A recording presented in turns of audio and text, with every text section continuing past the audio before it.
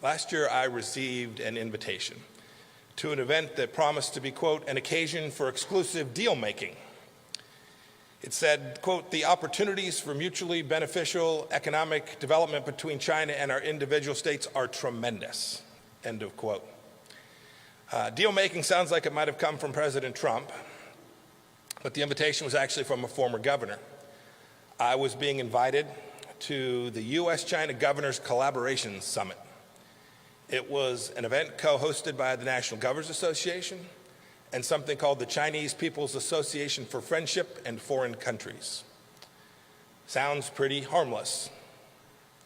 What the invitation did not say is that the group I just mentioned, is the public face of the Chinese Communist Party's official foreign influence agency, the United Front Work Department.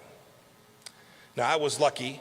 I was familiar with that organization from my time as the director of the Central Intelligence Agency, but it got me thinking, how many of you made the link between that group and Chinese Communist Party officials? What if you made a new friend while you were at that event?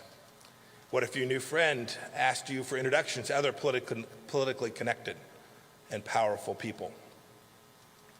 What if your new friend offered to invest big money in your state, perhaps in your pension, in industries sensitive to our national security? These aren't hypotheticals. These scenarios are all too true, and they impact American foreign policy significantly. Indeed, last year, a Chinese government-backed think tank in Beijing produced a report that assessed all 50 of America's governors on their attitudes towards China. They labeled each of you friendly, hardline, or ambiguous. I'll let you decide where you think you belong. Someone in China already has.